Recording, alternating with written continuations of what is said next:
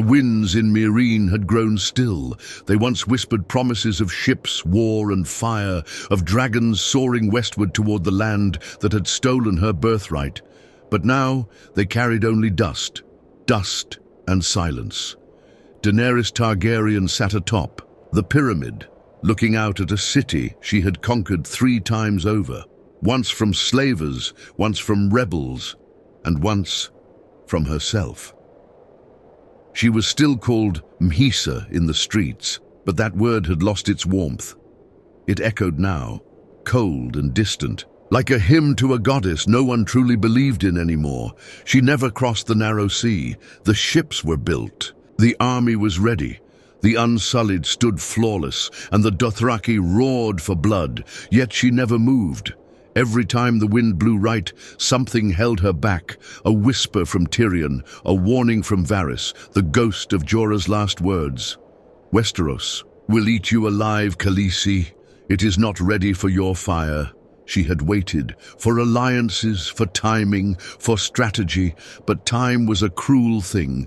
It devoured hunger, dulled rage, and sharpened loneliness. And now her dragons circled above a city that no longer feared them. Drogon had grown restless. He burned fields on the outskirts of Meereen with no command. Villagers whispered he no longer listened to her. She had punished them for that rumor, publicly, brutally. But inside, it haunted her. Drogon did seem distant.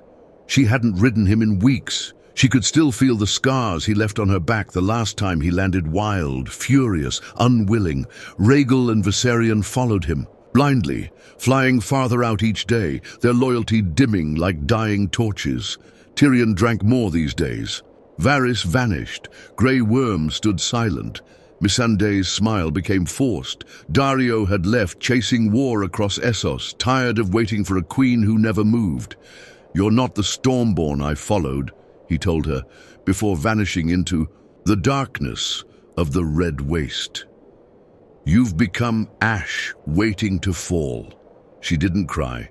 She hadn't cried in months. Instead, she ruled, with iron and fire. The slave cities bowed not out of love, but fear. Her justice became quicker, colder. The girl who once spared her enemies to teach mercy now hung them in rows. The pyramids gleamed with gold and blood, but still, no raven came from Westeros. Cersei Lannister ruled from the Iron Throne without challenge. Jon Snow became Warden of the North. Sansa held Winterfell.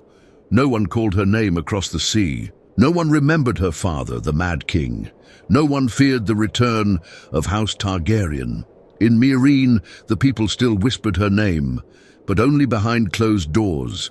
Only when the dragons were far off. She dreamed now of fire without control, of Drogon burning this city down to bone and blackened stone.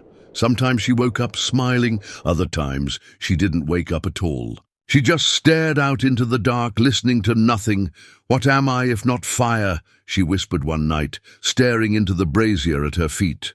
The flames answered with silence, and far, far away in the heart of Westeros, another war began. One that never needed her, never feared her, never welcomed her. The sea remained uncrossed, and the storm inside her kept growing. She stopped visiting the streets of Meereen. At first it was safety. There were always plots, after all. Assassins, sons of the Harpy, rebels who painted her name in blood on broken walls. But soon it wasn't about danger. It was disgust. She couldn't stand the way they looked at her anymore. Not like a queen, not like a mother, not even like a conqueror. They looked at her with exhaustion. The same way people looked at storms that never passed, fires that never died out. She had brought them change, but not peace. Freedom, but not order. She'd given them her war, but no future. Her name, Daenerys Stormborn, had become something that tasted bitter even to her own tongue. Tyrion came to her one morning, wine in hand as always. His face had lost the sharpness of a cunning man. His eyes were tired, his wit rusted from too many nights talking to walls that didn't speak back. "You were supposed to cross the sea 3 years ago," he said bluntly, pouring wine into a goblet without asking. She didn't look at him. "You told me to wait," she replied, voice cold. "You said we needed to outthink Cersei." He chuckled bitterly. And Cersei outlived the thought. He sipped the wine, staring at her across the sunlit chamber, dragon-scaled shadows flickering. On the marble floor, she's still on the throne. She burned the sept. She destroyed her enemies. And Westeros, it accepted her. Out of fear, yes, but it accepted her. They know her evil. Yours is still a rumor. Daenerys clenched her fist, knuckles white. She didn't want to hear this. Not now. Not ever. "You're saying I should have." "Gone anyway," she muttered. "I'm saying the dream has rotted. You stayed in Essos to build something better. All you've built is a throne of ash in a city you don't love. And Westeros, it's forgotten you." That night she went to the balcony. Again, the wind was warm. The stars stretched endlessly across the sky like a cruel reminder of how small she really was. Rhaegal flew above, circling like a wolf that had forgotten its leash. Viserion followed, smaller but wilder. Drogon was nowhere. He hadn't returned. In 3 days, there was a time they slept beside her, snored like thunder, and waited for her command like loyal beasts. Now they hunted without her, killed without cause. Her connection to them felt cracked, like they were hers only in name. Missandei sat beside her in silence. She no longer spoke unless asked.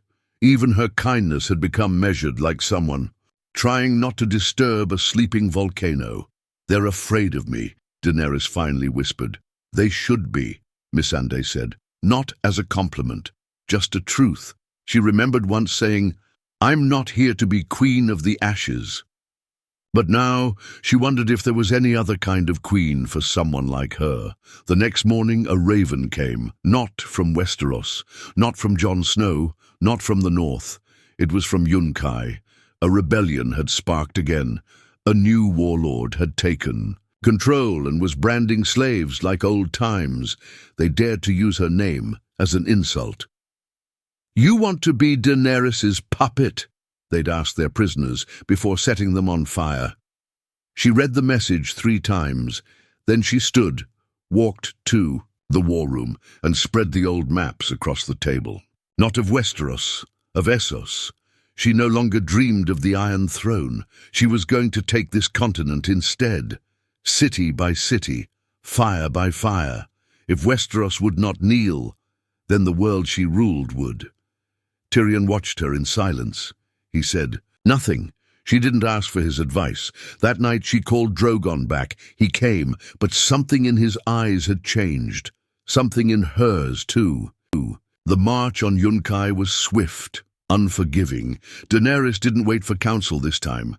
There were no meetings, no votes, no clever words from Tyrion, no gentle warnings from Missandei. She gave the order before the sun rose, and by noon, the Unsullied were already on the move. The Dothraki followed without question, thrilled to ride again, thirsting for blood like beasts long caged. She flew ahead. Drogon roared across the sky, flames spilling from his throat before she even spoke a word. He didn't wait for orders anymore either. He burned instinctively. She stopped correcting him. Yunkai fell in a day. The warlord who had declared her name a curse was captured alive, dragged to her feet, spitting curses in broken Valyrian, blood running from his split lip. "You burned my sons," he screamed. "You pretend to be a queen, but you're just fire wrapped in skin." Daenerys didn't flinch. "You branded men like cattle, sold children into rape and servitude. You don't deserve sons." Her voice was calm, too calm. "But since you love fire so much," she didn't even say Dracarys. Drogon moved without it. The crowd watched the burning in silence. No one cheered, no one wept. Yunkai was liberated again, but this time she didn't bother setting up a council. No nobles, no elections. She left a garrison of Unsullied behind and moved on. The city would obey, or it would burn again. Tyrion stopped her as they crossed the old road back toward Meereen. He looked thinner, older. His usual sarcasm had vanished completely. "Where are you going next?" he asked, as if afraid to know the answer. She didn't look at him, just traced her fingers along Drogon's black scales. "Astapor. It's ash. Already. You saw to that once before." She turned to him, eyes as cold as the blade strapped to her hip. "Then they'll learn what a second death feels like." "You're becoming her," he said softly. "The queen they all feared. Not the one they believed in." She laughed, not a joyful sound, more like something broken snapping in the wind. "They never believed in me. They believed in the idea of me. A story, a symbol. That's not power. Fire is power. Fear is power. Dragons are power." He didn't answer. What could he say? That night she sat alone in the old bathhouse outside Meereen. Steam filled the air, curling around her like smoke. She remembered laughing here once, years ago, when Jorah sat awkwardly across from her, trying not to look. She remembered Missandei singing, Grey Worm blushing, Dario winking, all gone now. Only silence remained. She closed her eyes and let the heat rise around her.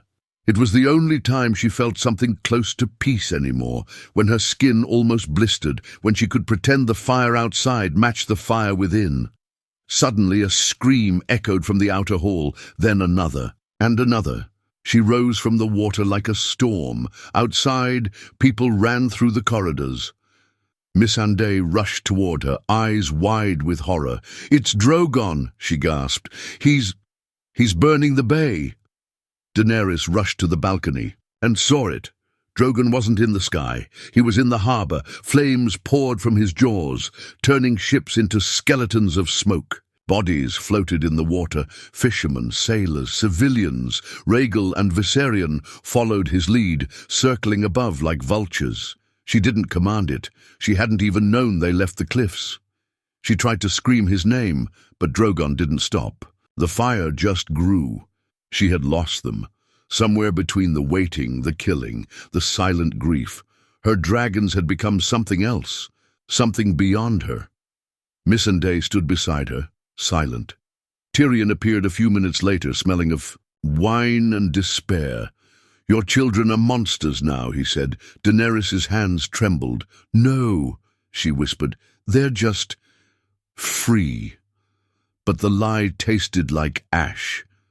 And deep down, she knew the truth. She hadn't crossed the sea, but the madness had crossed into her, and now Essos would burn for it. The smoke over Meereen didn't clear for 3 days. What was once the city's proud harbour, lifeblood for trade, diplomacy, and even escape, was now a charred graveyard.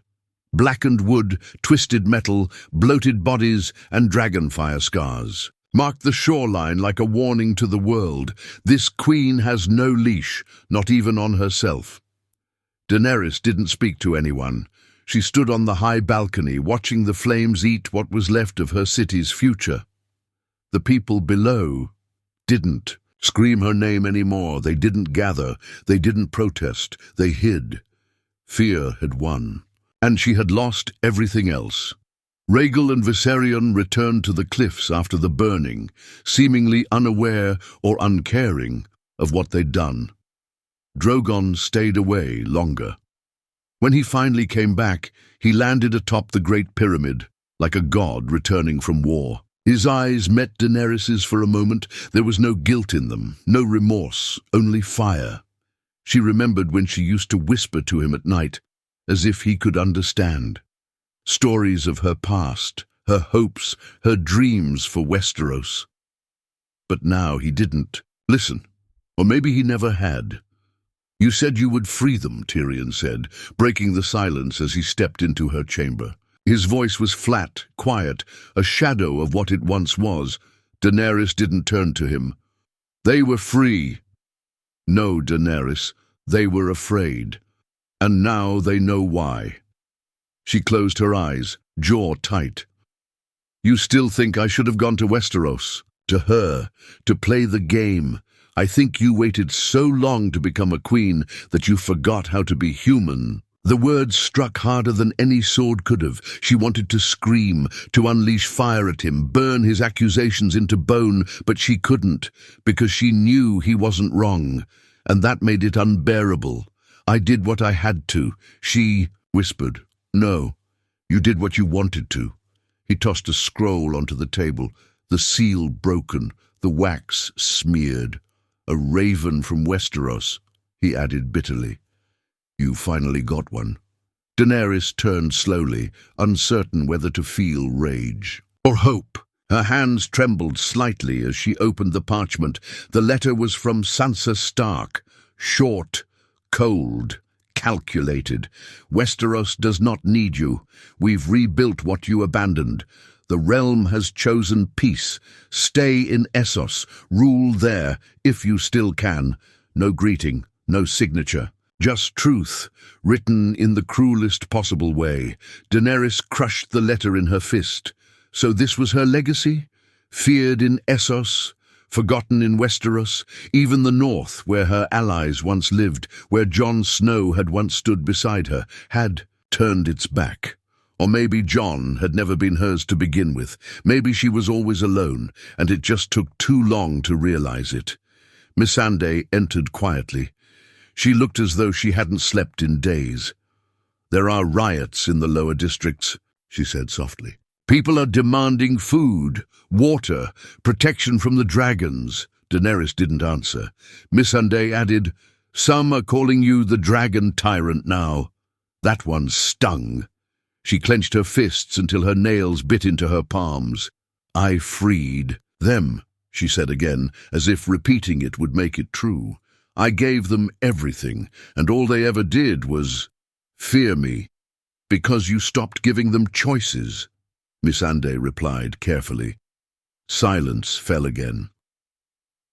Later that night, Daenerys went down to the throne room, the one she had built atop the ruins of Meereen's old council chambers. There, in place of a crown, sat a single twisted throne made of melted weapons and scorched stone, a mockery of the Iron Throne. She had ordered it built in hope. Now it just looked like a tomb. She sat on it, alone. In the distance, she heard screams, then fire, then silence, and as the night deepened, so did her stillness, not because she was thinking, but because she was deciding. The decision came before dawn. No council, no discussion, no tears. Daenerys summoned Grey Worm in silence. He stood at the foot of her throne, armored and still, loyal even now. His eyes showed no emotion, only the faint flicker of concern he dared not voice. "I will not be caged by their fear," she said, her voice low but clear. "If they want a tyrant, I will give them one." Grey Worm didn't blink. "What do you command, Your Grace?" "Gather the Unsullied, the Dothraki too. We move at sunrise, not to liberate, no more lies. We take the cities. We break the ones who defy us, and we hold them. Yes, Khaleesi." He turned without hesitation. Even after all that had happened, Grey Worm didn't question her. That loyalty, it should have comforted her. It didn't. Later, Tyrion came to her chambers. He didn't knock. He simply entered, holding a bottle and a truth she didn't want to hear. "I warned you once that every time a Targaryen is born, the gods toss a coin," he muttered. "It seems we were all too eager to believe it landed on the right side." She looked at him from across the room, eyes rimmed red from sleeplessness. "Leave, Tyrion." He walked forward instead, placing the bottle down between them. "Do you even know what you're doing anymore? I'm building something better. You're burning everything that made you human." Daenerys stood slowly, and the look she gave him could have frozen fire. "I tried mercy, I tried waiting, I tried diplomacy, and all it got me was abandonment, rebellion, betrayal. No more." Tyrion looked almost sad, not for himself, for her. "For a moment," he said, "you made me believe again. That the world could be different, that power could serve peace." He stepped closer, lowering his voice. "But now I see it. You're not building a better world, Daenerys. You're building a tomb, and you'll bury everyone who loved you in it." That was the last time he spoke to her like that. By midday, the city gates of Meereen were closed, locked not to keep invaders out, but to keep the people in. She wasn't going to abandon this city like she had Astapor, or rule through fragile councils like Yunkai. No, Meereen would become her fortress, her base, her capital, and the others? They would kneel or they would fall. Scouts returned from the east. Korth had sent envoys, warning her not to expand. She sent their heads back in a silk-lined box. Volantis raised levies to protect trade routes. She sent Drogon. The skies above the Valyrian peninsula glowed red for days. And the people of Essos began to whisper a new name, the Dragon Empress. She didn't flinch when she heard it. She wore it like armor, but alone, in the dead of night, she still walked the empty corridors of the pyramid, still stared at the water and imagined what could have been. Jon Snow's voice still haunted her in dreams, calling her back from the edge, reaching out across a sea she never crossed, and sometimes she saw her father's face in her reflection, not the soft features of Viserys or the gentle smile of Rhaegar, but the mad eyes of the king, who once screamed about wildfire and laughed as cities burned. She blinked and it was gone, but the fear lingered. Missandei came to her one evening, voice trembling. The people are hiding in the sewers, they say. The dragons hunt for sport now. Daenerys didn't look up. Then they should stay out of the sky. They're starving. They'll learn discipline. Missandei hesitated. This isn't who you were. Daenerys finally looked at her, and for a moment, just a flicker, there was pain in her eyes. Maybe who I wasn't enough. She turned away, ending the conversation. That night, Drogon soared over Meereen. Again. His shadow stretched across the city like a curse. People prayed not for salvation, but for invisibility. And far away, beyond the narrow sea, the Iron Throne remained untouched by dragonfire. But the storm was no longer at sea. It had rooted itself in Essos, grown teeth and learned to smile. The storm that was Daenerys Targaryen had grown into a full empire, built on ash, silence and obedience. There were no more cheers in the streets, no more chants of Maesa. Only the crackle of fire in the distance, the thunder of dragon, wings overhead, and the unspoken rule that her name must be spoken with reverence or not at all. Essos belonged to her now, not officially, not on paper, but every city worth naming had either bowed or burned. Korth sent tribute twice a year. Volantis operated under her appointed governors. The remnants of Yunkai and Astapor had become military fortresses. The Dothraki roamed as enforcers of her will, and the Unsullied patrolled every major road between Slaver's Bay and the ruins of Valyria. She sat atop a throne of her own design, a jagged seat of blackened steel and molten stone, forged in the heart of the Meereenese pyramid. The people called it the Dragon Throne. She hadn't smiled in over a year. Tyrion was long gone. He vanished one night without a word. Some say he escaped on a merchant ship. Others believe Drogon caught his scent in the harbour and he never left. At all. No one asked questions. Those who remembered him pretended they didn't. Missandei remained, loyal, silent but cold. She served out of love, but even love had its limits, and hers had been stretched thin by too many orders she couldn't justify. Daenerys noticed. She said nothing. She had learned that silence could wound deeper than words. One morning, a boy was dragged into the throne room, barefoot. No more than 12. He had been caught stealing food from the royal stores. Daenerys looked down from her throne. Why did you take what wasn't yours? The boy, shaking, said, because my sister is sick, and we haven't eaten in days.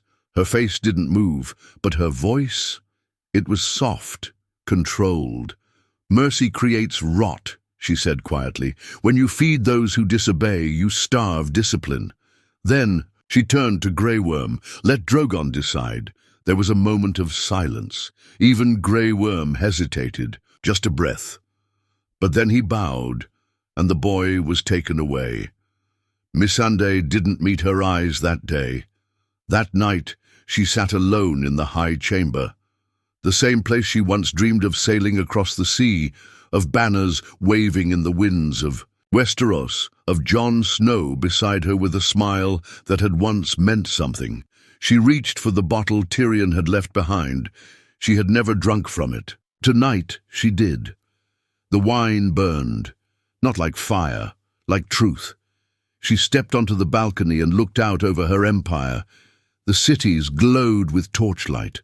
Her banners, black and red, fluttered from every wall, every gate, every street. Her.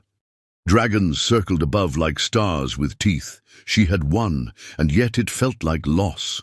No one in Westeros spoke her name anymore. No bards sang of the last Targaryen. No ravens came. No throne waited. Jon Snow never came for her. No one came for her. She had become the very thing she was born to destroy, a ruler of fear, a mother of ruin, a queen of nothing but obedience. And in that final moment, as the wind kissed her skin, she whispered to herself, "I should have crossed the sea." Drogon landed behind her, the stone balcony cracking under his weight. She turned, walked toward him slowly, placed her hand against his warm, trembling snout. He had grown so massive, so wild, so untamed. "Dracarys," she whispered, "but not at a city, not at an enemy, at the throne she built." Flames burst forward, and the black stone melted again, twisted and turned to slag, until nothing remained but the scorched floor and the bitter scent of defeat. She stood there, eyes hollow, not because the throne was gone, but because it had never mattered in the first place. What if Daenerys Targaryen never left Essos? She would have become the most powerful queen the East had ever known, and she still would have lost everything, not in battle, but in the quiet, alone, feared and forgotten.